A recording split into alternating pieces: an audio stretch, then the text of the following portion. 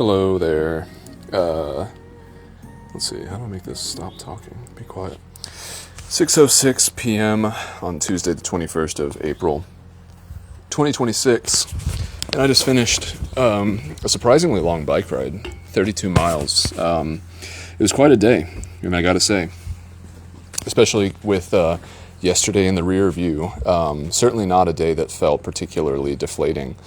I haven't even done my digital Needfuls today, which is really saying something, you know.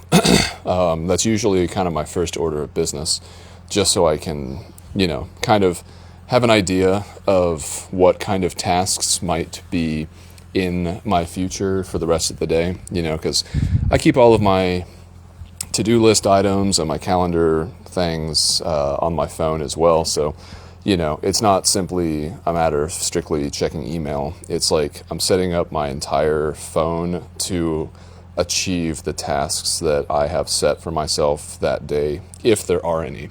You know, thinking about logistics, bike ride times, other chores and errands that might need doing, items that might need getting, things that might need tending, needfuls, you know. And yeah, I haven't even done that. So, yeah, we're supposed to be eating dinner here soon because I am a child. And, yeah, I figured instead of like talking my parents' ear off because I'm still kind of jazzed from the bike ride, better to step outside where I would not annoy them so I can talk to myself like a completely sane person would do. So I got me a little terrapin here.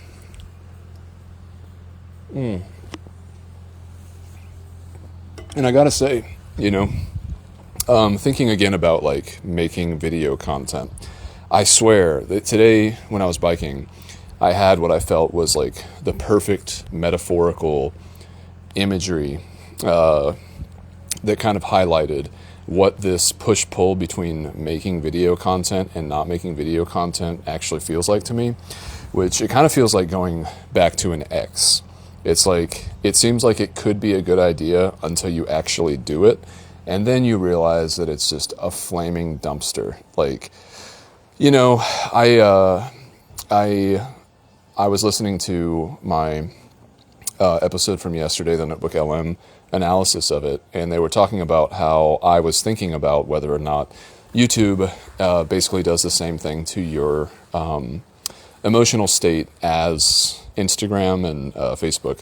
And, you know, it was generally, they said like, you know, broadly speaking, yes, obviously like YouTube shorts are just as bad as scrolling on any other platform when it comes to what they do to your dopamine system and the feedback loops and so on and so forth. I don't really typically do YouTube shorts. I usually do YouTube longs, if you know what I'm saying. But it was an interesting thing because, you know, Notebook LM was mentioning that one of the things that happens when you watch something is that there's all these other cues, like status cues. And, you know, it's important for us to remember that we are social creatures and that we are constantly, you know, despite our best intentions of self-actualization and realization, we are constantly comparing ourselves to others, especially others who we consider to be in-group members, you know. It's like you want to kind of compare status, I guess, just to kind of know where you stand. And again, Homo abstracticus as they are, it's just like, it's such an abstraction from the original impulse and human environment that necessitated the creation of our ego and everything. But all that just to say, by and large, yes, I do think that I should not make YouTube videos because I wouldn't want to make someone feel the way that I did yesterday. And I think that's the thing about Instagram and Facebook too, where like I've seen people who I know, people who I even love, like be on their phones just mindlessly scrolling, and I hate to see, well, should I be a little bit more charitable?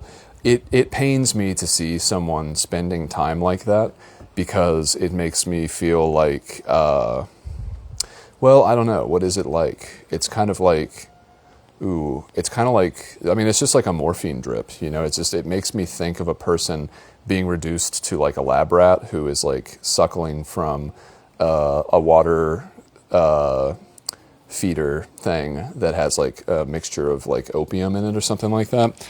It's just like, damn, dude, like, you know, you're a human being. You could be doing so many things right now, and you're just like, you got pulled into this thing.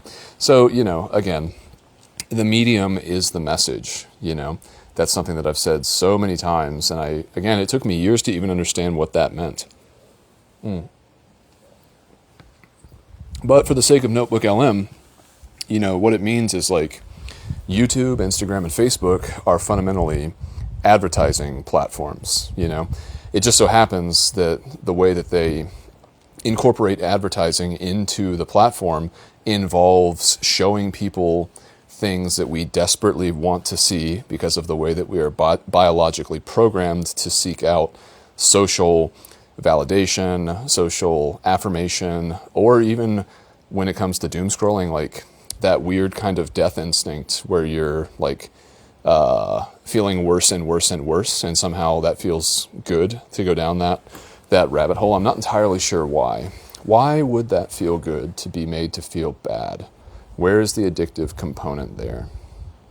Well, I guess it strictly could be just a depletion of sorts that, like, you know, you get to a certain plateau when you're getting these little hits of dopamine, but it has to crescendo and climax at a certain point, and then just because of biological necessity and homeostasis, things necessarily downregulate in order to achieve equilibrium.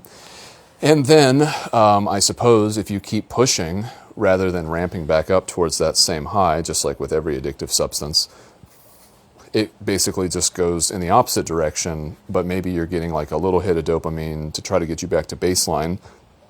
But at that point, you're also combating gravity from a negative like vantage point, I suppose. So, all that just to say, I am not going to do anything with that video I made yesterday. Not that anyone cares. I'm just keeping a record of it for myself. You know, I think that's just, I get these wild hairs because I'm like, it would be really cool to make a video. But I hate every part of it. The only thing that I like the idea of is the idea of it, you know. Pure romanticizing. The actual process of doing it is absolute nightmare as far as I'm concerned. So, anyway, yeah, dude, it was quite a busy day. Woke up this morning, slept great. It's been really chilly recently, like low 40s in the morning, which, you know, is really, really good sleeping weather in the car. Like, I have a 15-degree sleeping bag, which is, as you may know, is pretty compromised. Like, I'd say it probably is really only a 30-degree sleeping bag now, maybe. And I have a sleeping bag liner. And as long as nothing gets too far below, like, 40, I'm really comfortable. Which is funny because, like, you know, so recently on the Appalachian Trail, just like a month ago, that's why those like nights that were in the 20s were so miserable. Like, I talked about it already, but it's just funny to see that outside of those extreme situations, like, the gear that I have is actually pretty adequate for normal use, like for car camping. You know, it's like, it's a completely different situation if you're sleeping at 4,000 feet and you're sleeping on the snow and it's windy. Then you have to wear all the clothes you have, and then hope that you can get enough body heat to like fill up your sleeping bag to be comfortable enough to even fall asleep. And if anything is worse than that, then you're in for a very, very long night of frustrating, fitful, like fretting, you know. Anyway, yeah, so I woke up at 7 because my dad and I were going to go to the men's Bible study, which, funny enough, was actually canceled, but despite the fact that it was canceled, 4 of us still showed up, and it was fun. I mean, you know, you got to talk with people. I got to talk with people who I wouldn't have otherwise talked with today. And the fact that there wasn't actually a Bible study meant that we got to talk for a longer period of time. And I made a pot of coffee, and we were all kind of chilling. And then about 8:20, we were like, this is probably wrong. Like, something is something is actually messed up here. Like either we didn't get the message or something really bad happened to like 12 people, that prevented all, I don't know. Like there's a lot of road construction around here, but it was early in the morning, so who even knows? But it turns out that the whole thing was canceled. So from there, we booted and kedaddled over to a breakfast place where the Bible study group usually goes after, and we were all able to hang out there for quite a while, which was fun. I think that we might have done something with the church beforehand. I can't really remember. My parents' church is under construction, and my dad is like voluntarily, shout out to my dad, and shout out to my mom, and shout out to Art and Travis and Gabe, and who else should get a shout out? Whew. Well, let's keep it like that. Let's keep it close to the vest for now. But yeah, we were taking a look at the progress at some point that the church has recently had, and that was fun. Then the breakfast was fun, hung out there for quite a while, and then my uncle called, and he was asking if we could go up and help him overseed his lawn. He lives about, 20 plus miles away up in Highlands, and yeah, we went out to lunch, which was cool. I don't typically go out to eat, but today I ate out twice. And, it was all gratis. So thanks. Cheers. So spent a good amount of time with my uncle doing odds and ends, moving mattresses, overseeding.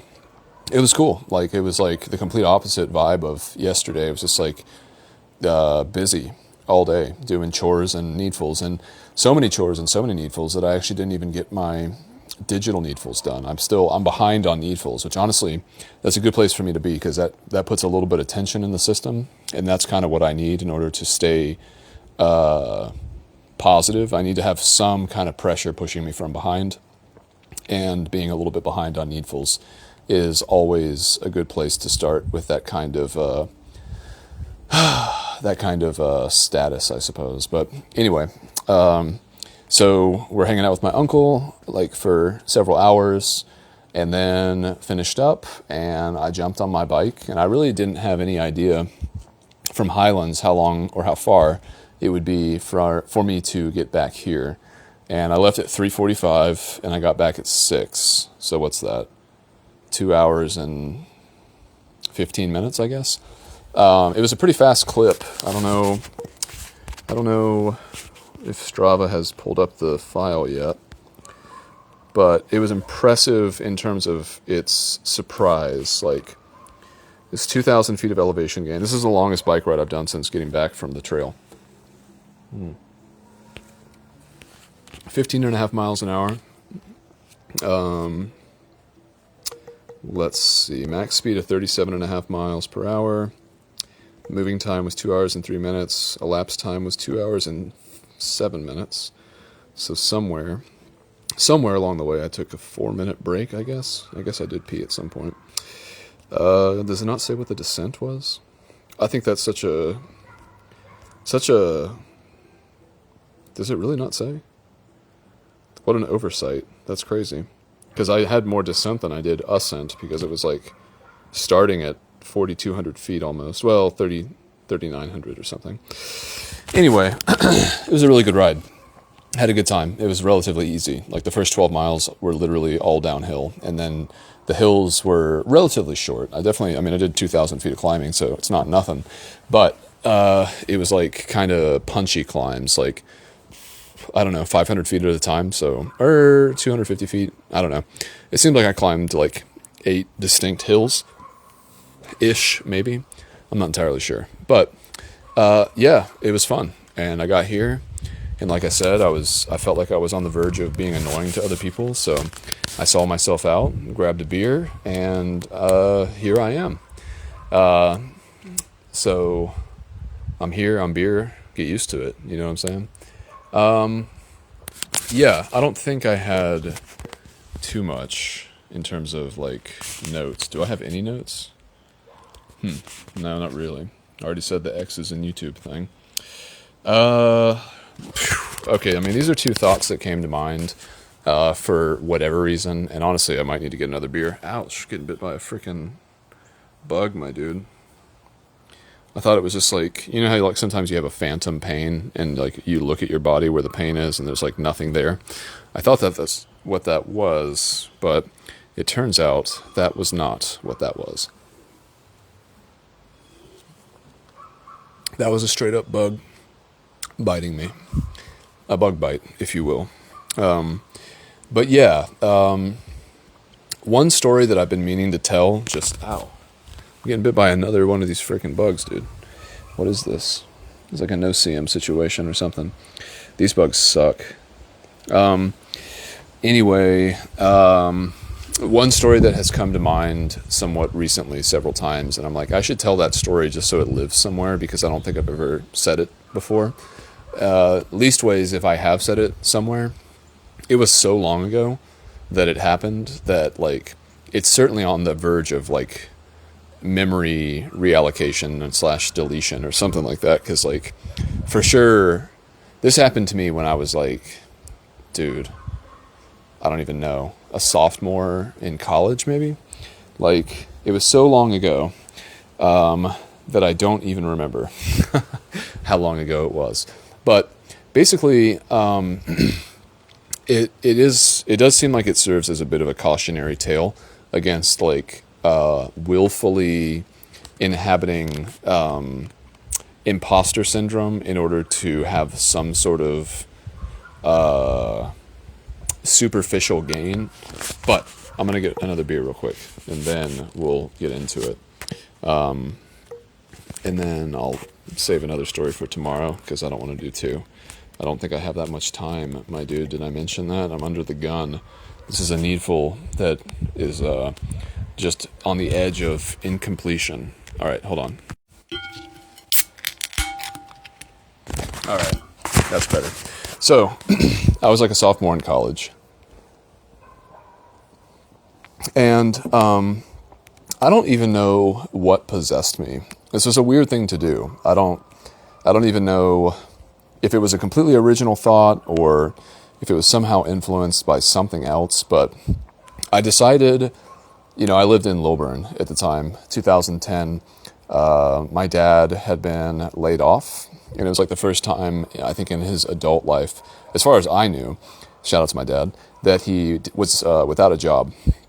And so it was a weird kind of feeling in our family because we had to be a lot more conscientious about, like, money, basically.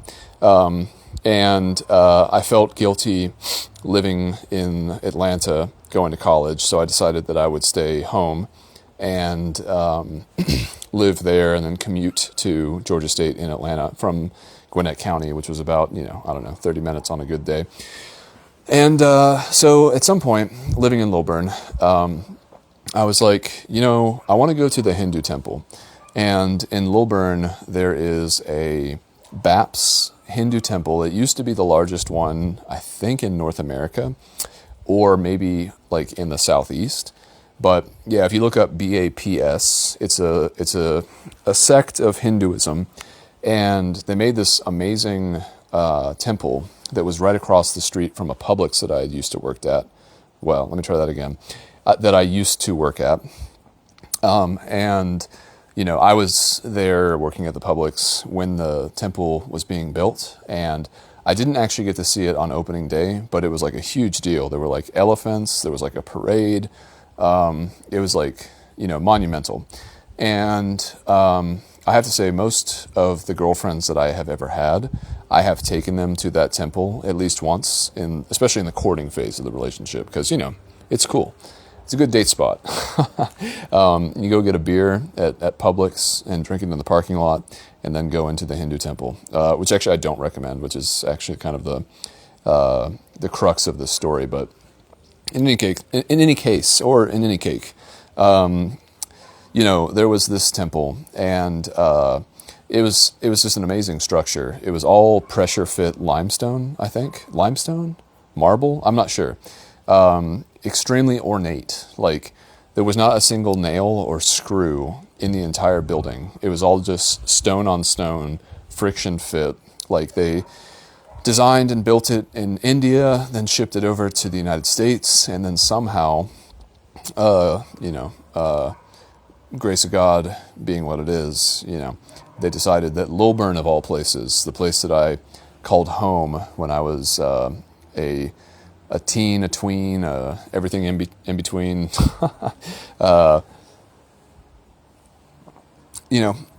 just so happened that this temple happened to be in my backyard, and it was a spectacle, more so than anything else I can imagine for that area. It's like how charming can a Walmart really be?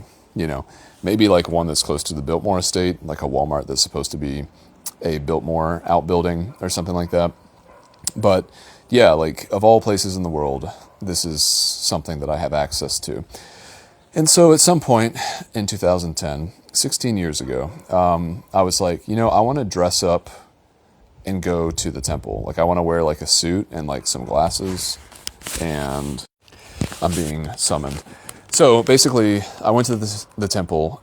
I did all those clothing things. I had indulged in a substance, and I went there and I kind of like walked around as if I was like a visiting archaeologist. And like I had, again, these fake glasses on. Like I looked like a British undergrad archaeologist. I guess I've already said that, but in any case, did all that, felt a little weird about it, and then after I left, I got pulled over by a police officer because I had a crack in my window. And I always have felt like it was because I went to that temple with a superficial goal, which I don't know what my goal was, but I just remember that lesson of like, don't take holy things, don't treat them lightly. I guess, like, it's rude. Whatever there might be out there, whether or not it's on brand with the thing that is trying to represent it, that thing could still make an appearance. And if, I don't know, if you insult it, it may strike back. Is that true? That sounds so egotistical. Probably just anthropomorphizing the whole thing. But anthropomorphizing notwithstanding, it was still sort of a interesting experience because I felt like it was a shot across my bow. It was like, some part of the universe saying like, don't do that. And I was like, fair enough. All right. I found the edges. And so with the whole San Francisco thing, it's like, I have to play a certain part and I need to do it earnestly. Otherwise I might get slapped by the universe, because that's the most effective way to influence behavior. Shout out to my parents. Love you. Bye.